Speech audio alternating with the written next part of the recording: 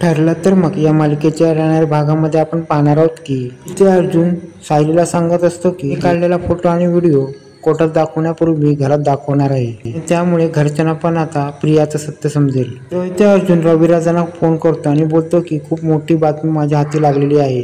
आणि अर्जुन सांगायला लागतो की तन्वी ही महिपाल आणि साक्षी बरोबर मिळून घाणेरडे प्लॅन करते आणि त्याच्याबरोबर नागराज सुद्धा आहे. तेव्हा रविराज बोलायला लागतो हे काय, आणि अर्जुन बोलायला लागतो का हा हेच सत्य आहे. आणि रविराज सांगायला लागतात की इथे आता प्रतिमाची तब्येत खराब आहे कारण की तिला भास झाला आहे की नागराज तिला मारतोय. अर्जुन बोलायला लागतो का हेच मला तुला सांगायचं आहे आणि तू घरात काय सांगू नकोस. रविराज बोलायला लागतो प्रतिमा. तेव्हा अर्जुन बोलायला लागतो तू प्रतिमा आत्याला पण घेऊन आला असतं बरं होईल. आणि अर्जुन सांगायला लागतो की प्रतिमा आत्याला आली तरी बरं होईल कारण की प्रतिमा आत्याच्या तिथे जीवाला धोका आहे. इकडे अर्जुन सायलीला सांगत असतो की उद्या रविराज येतील आणि तो व्हिडिओ पाहतील तेव्हा सत्य सगळ्यांसमोर येईल. तेव्हा अर्जुन सांगायला लागतो की तो व्हिडिओ नीट बघ.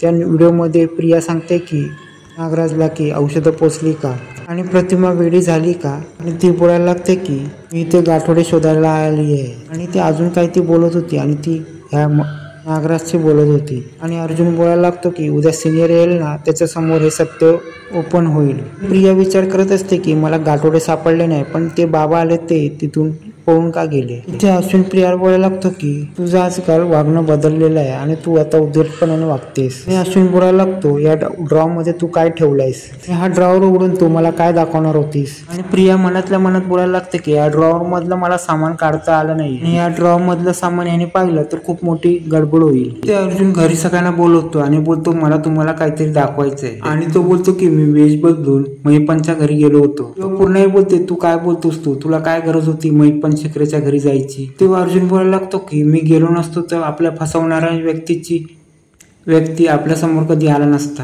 आणि त्या टायमाला अर्जुन व्हिडिओ लावतो आणि अर्जुन बोलायला लागतो मी साक्षी शिकरेच्या घरी गेलो होतो आणि मी तिकडे पोहोचलो होतो आणि ते ऑलरेडी प्रिया तिकडे पोहोचली होती. आणि अर्जुन सांगायला लागतो की मी तिकडे पुरावे आणायला गेलो तेव्हा मी तिकडे व्हिडिओ ऑन केला आणि त्या व्हिडिओ ऑन करताना मला तिकडच्या सगळ्या गोष्टी मी या कॅमेरामध्ये रेकॉर्ड केल्या आणि ते तुम्हाला दाखवतो. आणि त्या व्हिडिओमध्ये प्रिया सांगायला लागते की त्या मंद व्यक्तीच्या गोळ्या आणायला मी सांगितल्या होत्या. त्याच टायमाला अर्जुन सांगायला लागतो की याचा अर्थ होतो काय म्हणजे प्रतिमा तिला वेडं करायचं असतं आणि प्रतिमा त्याला भास होत असतं की नागराज तिला मारतोय आणि तिथेच तो नागराज असतो आणि तो नागराज तिचं सगळं बोलणं ऐकत असतो. आणि याच्यावरून समजते की नागराज आणि प्रिया हे दोघं पण मिळून प्रतिमा त्याला वेडा बनवत आहेत. आणि व्हिडिओमध्ये दुसरा सत्य असते की माझं गाठोडं. या गाठोड्यामध्ये प्रिया ते गाठोडे घेऊन तिच्या घरी आलेली असते. आणि तिसरं सत्य म्हणजे ती तन्वी नाही. आणि त्याच टायमाला पूर्ण व्हिडिओ बघत असते आणि बोलते की ही माझ्या प्रतिमाला वेडी बनवणारी कोण आहे. पूर्ण बोलायला लागते की ही माझी तन्वी नाही तर माझी खरी तन्वी गेली कुठे.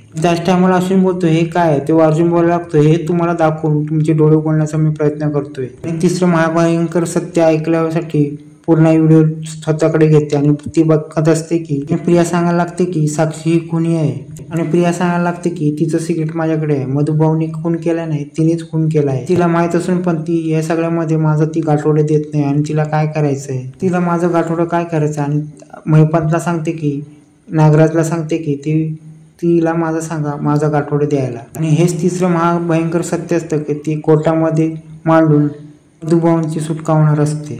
पूर्णाईने हा व्हिडिओ पाहिल्यानंतर पूर्णाई बोलायला लागते की आम्ही सायलीवर अन्याय केला आणि ह्या प्रियाला आमची सून म्हणून तिचा आम्ही लाड केले. अर्जुन सांगायला लागतो की ह्या अगोदर तुम्ही नागराजला आणि प्रियाला काय सांगायचं नाही कारण की हे पुरावे मला कोर्टात सादर करायचे आहेत. पण कोर्टात दाखवण्यापूर्वी मला हे सगळं तुम्हाला दाखवायचं होतं कारण की प्रियाचं सगळं सत्य तुमच्या समोर यावं. हे थोडेफार दिवस गेले असते तर तिने प्रतिमाला पण वेडं बनवलं असतं. आणि अर्जुन सांगायला लागतो का काय पण झालं तरी पण या कोर्टात तन्वीला ही गोष्ट कळली नाही पाहिजे की आपल्याकडे तिचा व्हिडिओ आहे आणि आपल्याला हे तिचं सत्य समजलेलं आहे. तिथे पुन्हा बोलायला लागते मी हिला आता कसं सहन करू. तेव्हा बोलते की इतके दिवस सहन केलं तसं तुम्हाला सहन करायचं आहे कारण की आपल्याला आता मधुभाऊंना सोडायचं आहे.